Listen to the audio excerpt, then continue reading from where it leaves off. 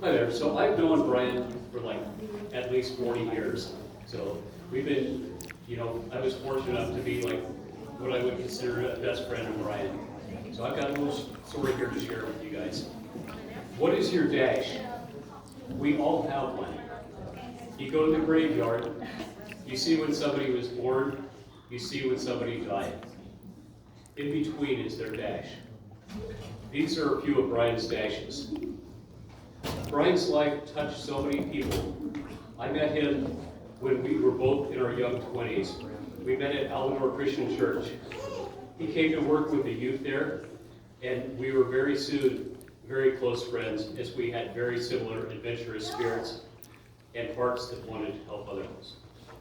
There are a few people that I have met who were as mischievous as Bryan.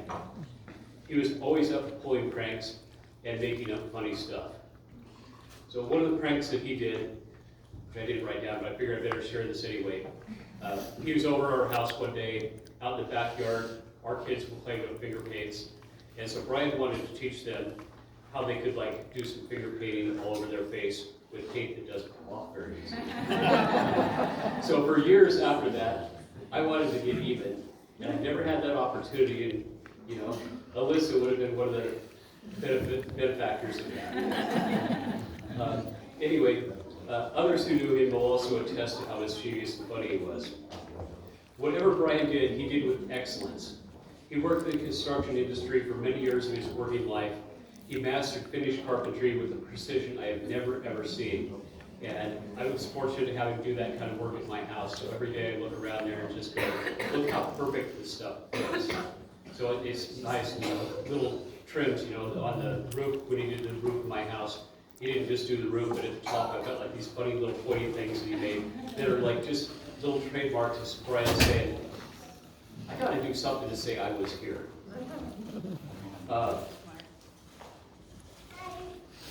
Bryan loved to help others and was one of the most generous people that I know. If he knew of someone who was in need, even if he had very little, he would do whatever he could to help, even to his detriment. He was a friend that I could always count on to be there in time of need, be it emotional or physical. The other thing is family was one of his most important things.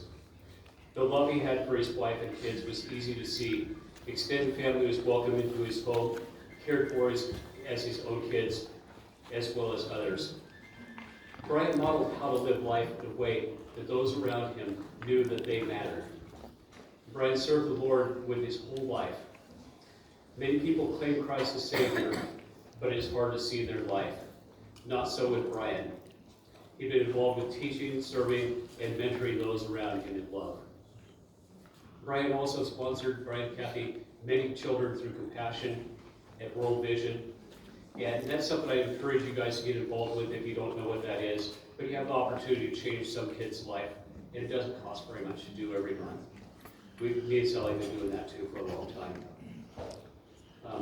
The Compassion helps see the kids have education, they have food, and just basic needs. Adventures, we had many. We did lots of hunting trips, we did lots of fishing trips.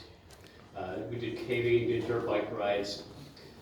One of my funnest stories, we went on a bear hunting trip, me and Bryan did, and after a long time of looking for bears, we didn't see any bears, so we got bored and said, well, let's do something else. And so we rented some quads down at the Oregon coast. And this was a really cool spot. We were the only ones on the whole area where the quads were. And so we were riding around, and after a while I lost Bryan, Bryan lost me, and I thought, well, I'm gonna jump a dune. But I was always kind of cautious side with that kind of stuff. And I said, I gotta scout this. So I rode up the dune, rode back down the dune, looked at my trajectory and said, this is a perfect spot for a jump. So now I come back, full throttle on the quad, and I launch off the dune. At the same time that I launch, I realize Bryan's doing a jump also. At the exact same spot, except in the exact opposite direction. Mid-air, we collided. And we had these really cool open-face helmets. And so my open-face helmet went inside of his open-face helmet. We crashed down on the ground. We're both laying on the ground. Are you okay? no, I'm not okay. And, we get up, we assess ourselves, we got clothes ripped open, Brian's shoes ripped open, he's got a big giant goose egg on his head where my helmet hit his. My knee hurts, we're bleeding. And so we decide, okay, I guess it's time to go. And so we're going back, and as we're going back, the bike that I'm riding goes slower and slower, and I'm pushing it harder and harder, and finally the motor just seizes up. And so Brian pulls us in, and we're trying to play it cool like nothing's happened. And, we get back home, and we get to Kathy's house, and she knows we've been mauled by a bear. We're in terrible shape, and when the truth comes out from sympathy, now it's like, you and Bryan cannot play together anymore.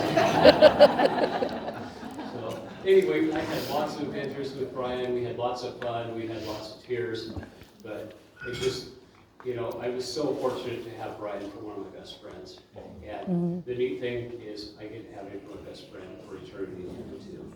So if you guys don't know Jesus Christ as your Lord and Savior, you can change that and join us in eternity too.